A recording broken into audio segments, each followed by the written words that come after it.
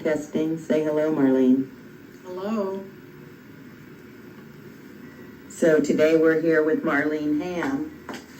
It's August 8th, 2009, and we're doing an interview for her 50th wedding anniversary that's coming up. So we'll start by asking Marlene, what's your maiden name? Samuelian, Samuelian. And that's derives from where? Being Armenian. So you're full Armenian? Yes, I am. Where were you born? Fresno, California, 1941, October 16. So how many years did you live in Fresno?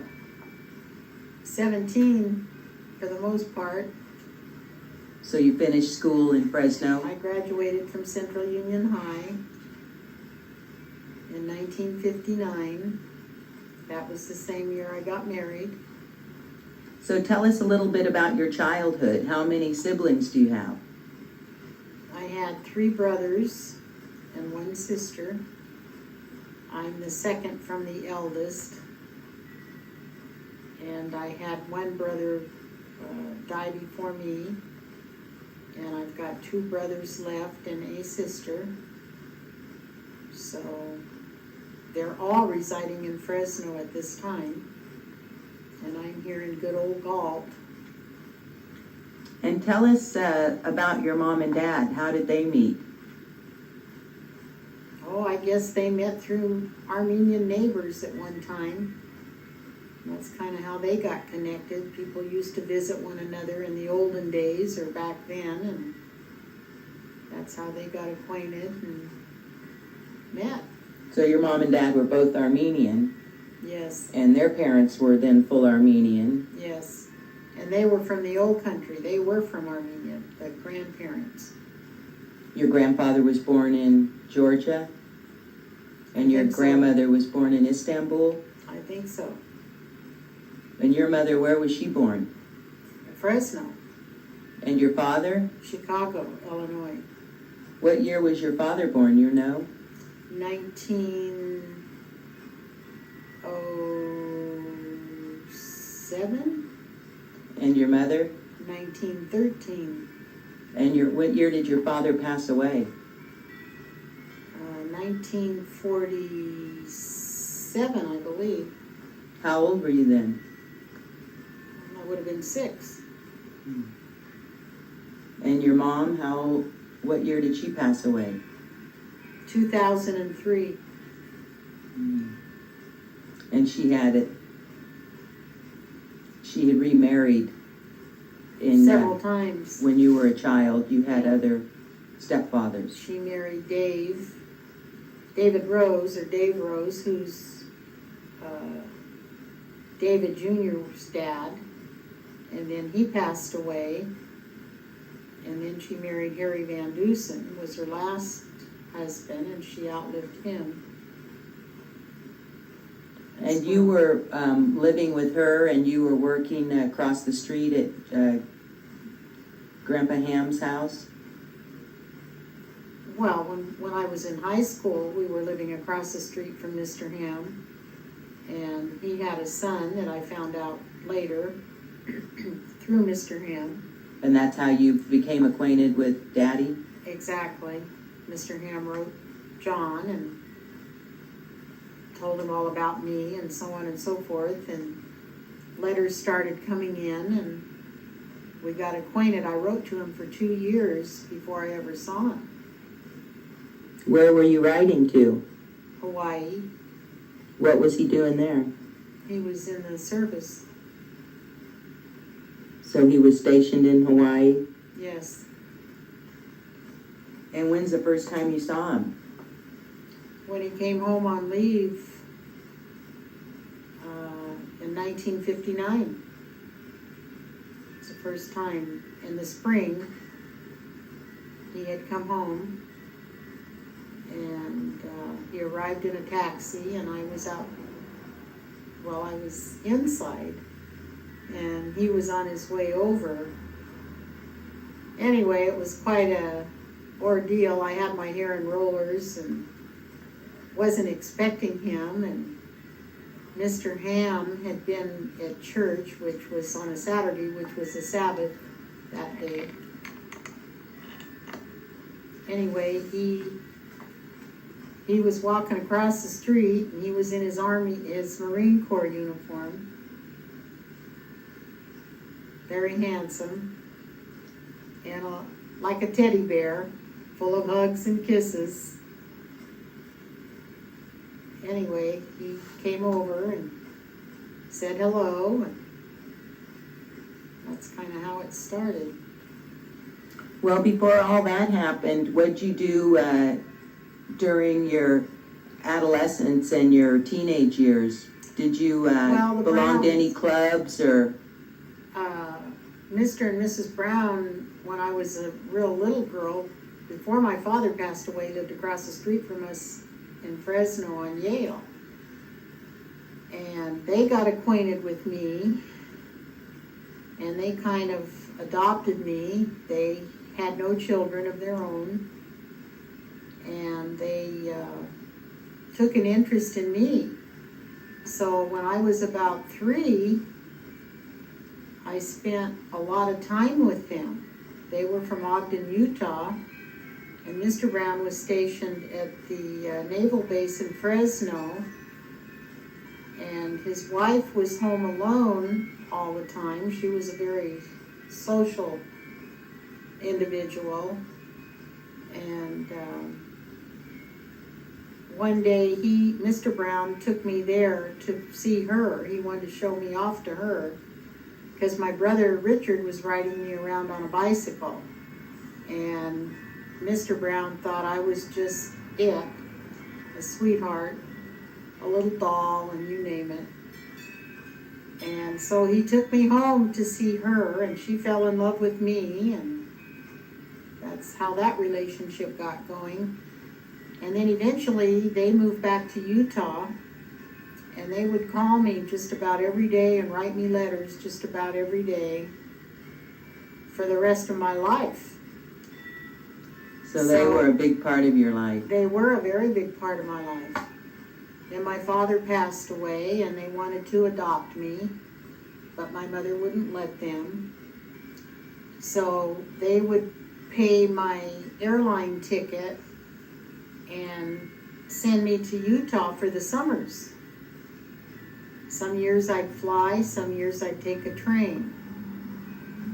And had wonderful summers there, a wonderful home to be in, and they cared for me like they were my parents. They looked after me and treated me well, and it was a good time in the summer. Then it was time to go back to Fresno and be with the brothers and sisters and mother, and I'd still get the phone calls from the Browns. And did you hang out with your cousins much? No. No? What was your aunt and uncle's names? You're talking about Aunt Marge and Uncle Dick? No, I'm talking about all your aunt and uncles, like who? Aunt Violet. I used to visit her a lot. That was your mother's sister. Right. And then there was Ralph and Oscar and... Well, we didn't see them too much. We didn't visit with them much. But so she had a sister and 2 brothers. Right. And then your dad's, your aunt and uncles from your daddy was Auntie Marge and who else? My grandmother, my father's mother, as long as she was alive, she died also in 1959. But your father's mother would be your grandma. Grandmother, right. Yeah. So who other aunties? Who was Auntie Auntie Agashaw? Agashaw. Who was that? Well, that was another member of the Samuelian family. But how was she our aunt? She was my, oh boy, you got me now. I haven't studied. Okay, so I was asking you, your father had 8 brothers and sisters? Yeah, my father was called Mesro. He was the oldest. His name was what? Mesro. How do you spell that? Well, it was Sam. His name was Sam, but in Armenian they call him Mesro. Mesrop. And how old was he was he the firstborn? Yeah, he was born 7/31/07, and he died in 2/18/48, which my brother Ronald was a year old when he passed away. So Mesrup died Mesro died. in 48, and he was born in 07, and he was the first of his siblings. Yes. And then there were seven more? And there were 6 sisters and a brother. They called her Virgie. She was born in 1908 and she died in 1927. And they were all from Fresno. Then Varsanik, my grandma used to say I look like Varsanik. She was born in 1910 and died in 1929. Then there was Esther, who was born 1911 and died in 1928. Then there was Annie, born 1916, died in 1926. And Zenas, he was a red-headed boy, born 1914, and he died in 1914. And then there was Marguerite, Aunt Margaret, who was born in 1917, and thank God she just celebrated her 92nd birthday, July the 9th, 2009. All the above children passed away while my grandmother was still alive, for the exception of my father, who lived to be 39, and my Aunt Margaret, who is 92 at this time as we speak. And these other children died of TB or childhood diseases. I don't really know the approximate thing that they died from, but their parents were Cachador and Nosley Samuelian, which Cachador was born in 1879 and died in 1936, and Grandma Nosley was born 1885 and died in 1959. That was the year I graduated and the same year I got married.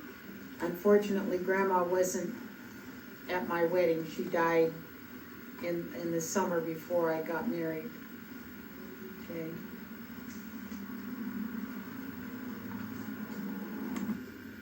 So after you graduated in 1959, you got married that same year? Yes, I got married in September of that year, and it was like a 3-day hurrah.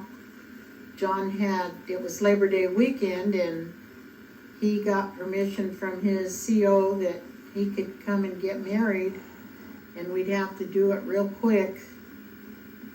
And I called everybody I knew, and Auntie Adushag I was taking care of at the time. Her and Peter had gotten in an accident, so all summer I had been taking care of them. And John calls and says, we can get married this weekend. Well, I was running around like a chicken with its head cut off, trying to figure out how to pull this off and invite several hundred people. Half the church congregation was there, and what few friends and family we had turned out to be quite a turnout. And called everybody by phone and rushed down and got John a suit, and I wore my baccalaureate dress for a wedding dress. And what's a baccalaureate? well, it's it's an exercise that they have at high school just before you graduate. So Baccalaureate, is that old-fashioned? that's what it was called. I don't know, they don't do that anymore? In high school? Mm-hmm. Well, we have a senior prom. Turn it off. You wore your baccalaureate dress at your wedding dress. Right, I didn't have time to buy a wedding dress. Probably couldn't afford one anyway. But I notified the Browns, and they came from Ogden, Utah, and this was a hurried up thing. They arrived like on Friday or Saturday morning, and we got married Saturday night. But anyway, I wore the baccalaureate dress, which was a hand-painted silk dress. It was a beautiful dress that Mrs. Brown had bought for me, and that's what I wound up wearing. And then we ordered some flowers, and everything was so hurry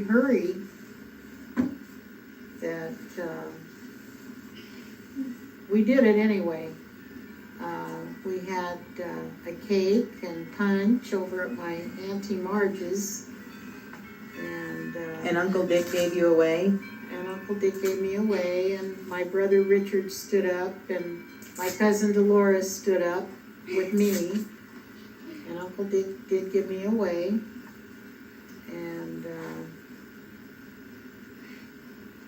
then we moved on to Oceanside, lived there for a little while, then moved to Santa Ana. And in Oceanside and in Santa Ana, Dad was stationed at Camp Pendleton? Yes, at Camp Pendleton, and then Phyllis was born in Orange County, which was Santa Ana. And how old were you? I was 18. So how did that pregnancy go? Went good. No complications. Why was she born so early? Why would you ask that?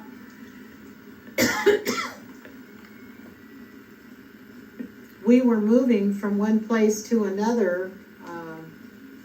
Unfortunately, when we moved into the housing, I was carrying a big box of junk to be brought in the house, and I fell on the threshold. And that morning, after I had fallen over the threshold, my water broke. Well, I had gotten in a car accident also, and then my water broke, and then it caused Phyllis to come a few weeks early. So anyway, we had this darling little girl, and John was out on maneuvers a lot, didn't see him too much. Then how'd you have the next one so quick? I don't know, I guess that was nature's doings.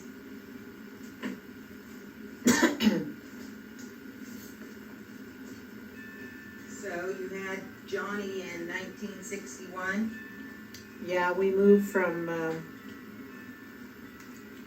Santa Ana back to Fresno, and then Johnny was born. Had him in less than 24 hours. I was back home in less than 24 hours. Had him that morning and was back home the next afternoon. All that, didn't he? Okay, so after Johnny was born, you guys moved to Sacramento? Yeah, we lived in Fresno for about a year.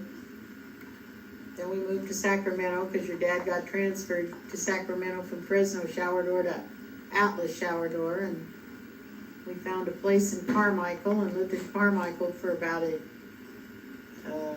year, and then we found a house on Hesper Way, and then James came along about 3 years later, and he was born in Sacramento. And then Elizabeth came along about 16 or 18 months after that. She was born in Carmichael, at American River. We lived on Melvin Drive, and you were the little Miss Muffet who sat on a tuffet and fixed their breakfast and did the dishes while Mommy was in the hospital having Elizabeth. And that's where we spent quite a few of our years, I think about 10 years before we moved to Galt. You were all pretty young when we moved to the ranch. And then that made big changes in our life. We had company the first 2 years all the time because everybody loved to come to the country, but that eventually wore off.